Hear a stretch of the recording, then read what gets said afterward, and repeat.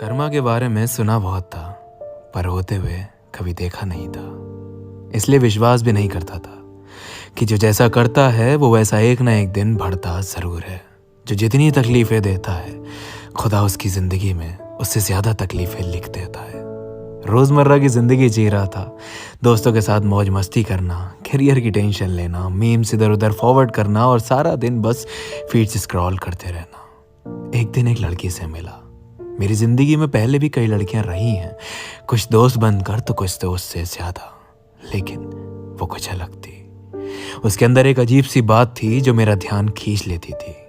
ऐसा नहीं है वो कुछ करती थी जानबूझ के, पर वो होता है ना कि कुछ लोगों का स्वभाव ही ऐसा होता है, उनका प्रेजेंस ही ऐसा होता है जो वो दूसरों का ध्यान खींच लेते हैं। नॉर्मल बातचीत होना शुरू हुई, नंबर्स एक्सचेंज हुए, कॉल्स पे बात होना शुरू हुई।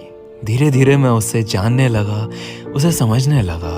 वो अपनी लाइफ के बारे में बताती, मैं जितना उसे जानता गया उतना उसमें खोता गया। शुरुआत दोस्ती से ही हुई थी, पर अब मैं उसके करीब और वो मेरे करीब इतनी आ गई थी कि हम एक दूसरे के साथ ज़्यादा वक्त बिताने लगे थे, कॉल्स पर ही, पर पहले से ज़्यादा। मुझे अक्सर ऐसा लगता था कि वो कभी कभी मुझसे झूठ बोलती है। पता नहीं क्यों, बस लगता था कि वो मुझसे कुछ छुपाती है, कुछ ऐसा जो वो चाहती नहीं कि मुझे पता चले।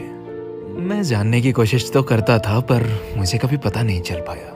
खैर, बातें आगे बढ़ी, मुझे उस पर भरोसा होने लगा। कहीं ना कहीं मेरे मन में उसके लिए फीलिंग्स भी आने लगी थी। वही बात है ना, हम दोस्त तब तक रहते हैं जब तक दूर दूर से और कम कम बातें होती हो, लेकिन जब कोई इंसान करीब आने लगे, ज़्यादा वक्त बिताने लगे, हमें आदत लग जाती है उस शख्स की, उसके साथ रहने की, उसके करीब आने की। और कोई सिर्फ जिस्म के करीब नहीं आता, हमारे मन के करीब भी आता है साथ ही साथ। हमने अब तक कन्फेस नहीं किया था, लेकिन मैं उसके लिए पोसेसिव होने लगा था। थोड़ी इनसिक्योरिटी होती थी जब उसे किसी और के साथ ज़्यादा बात करते देखता था, और ये इनसिक्योरिटी मेरे मन में उसको खोने का डर बढ़ाती थी। मुझे एक दिन एहसास हुआ कि मैं उसके बारे में कुछ ज़्यादा ही सोचने लगा हूँ, ज़्यादा ही जिक्र करने लगा हूँ अपनों से उसके बारे में। मैं जब जब उसे बात नहीं कर रहा होता था, तब तक उसी के बारे में सोच रहा था। सारा टाइम कि वो क्या कर रही होगी, किसके साथ होगी, क्या सोच रही होगी, एटसेट्रा एटसेट्रा। चीज़ें करने लगा था जो उसे पसंद है, उसको खुश रखने के लिए कुछ ना कुछ करता था, और वो नहीं कहती थी, खुद से ही मन करता था कि मैं कुछ करूं उसके लिए, क्योंकि उसे खुश देखने में मुझे बहुत सुकून मिलता था। वो भी मेरे लिए एफर्ट्स करती थी, बस कभी कभी उसका इग्नोर करना मुझे बहुत खाता था, और अक्सर लड़ाई भी हमारी इसी बात पर होती थी। वो ज़्यादा रूठ जाती थी, मुझसे देखा नहीं जाता था, और मैं उसे मनाने चला जाता था, बिना सोचे कि मैं ये करके सही कर रहा हूँ या नहीं। मैं उसे बहुत ज़्यादा टाइम देने लगा था, अपने सारे काम छोड़ के उससे बात करने के लिए वेट करता था। उसे जिस चीज़ की ज़रूरत होती थी, मैं वो हर चीज़ उसे देता था, जो मांगा वो भी और जो नहीं मांगा वो भी।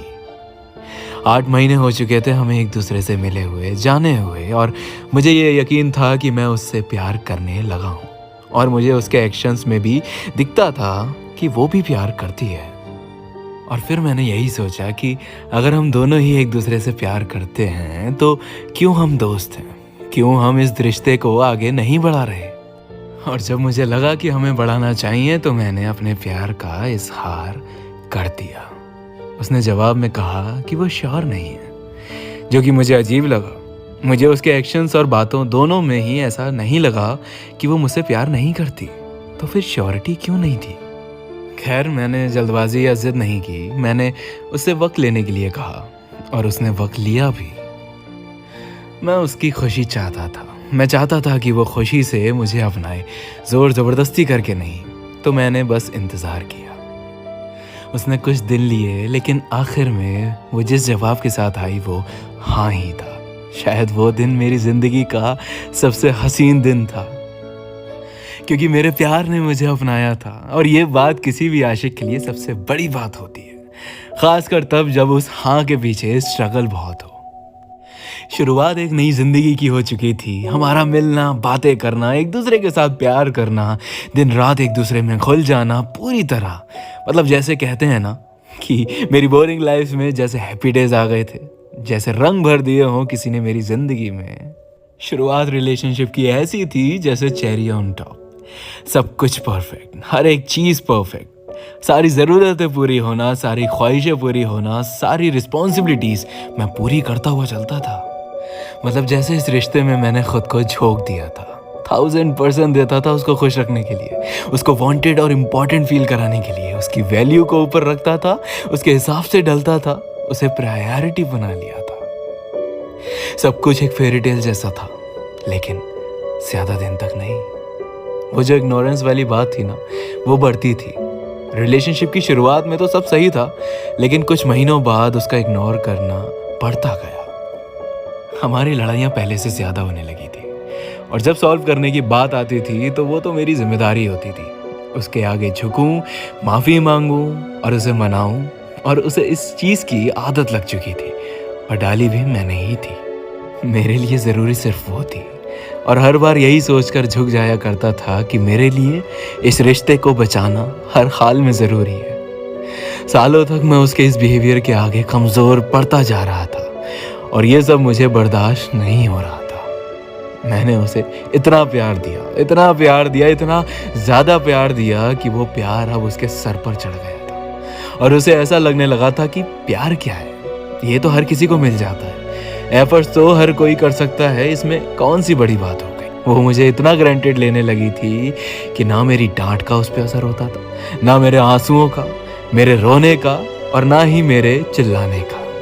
इनफैक्ट अगर हमारी किसी बात पर लड़ाई हो जाए और मैं उसे मैसेज ना करूं, कॉल ना करूं, तो मजाल है जो वो अपनी तरफ से एक मैसेज भर का भी एफर्ट कर ले।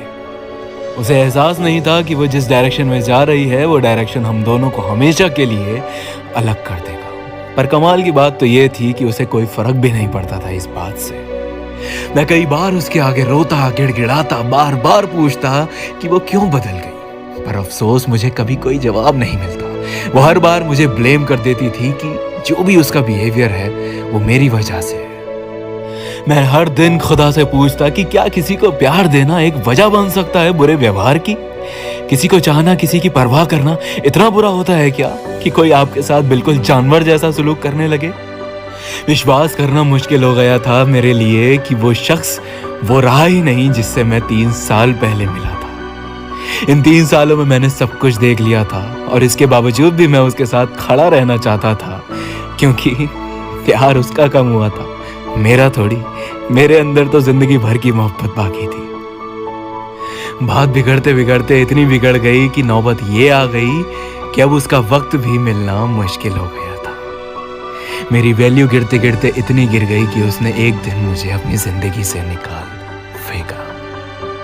उसे ऐसा लगता कि वो मुझसे बेहतर डिजर्व करती है। ये बात मुझे तीर की तरह चुभी, क्योंकि मेरी जिंदगी थी वो। मैंने उसे बेइंतहा मोहब्बत दी, और वो भी कम पड़ गई। वो कहते हैं ना, कभी कभी बेइंतहा मोहब्बत भी थोड़ी रह जाती है।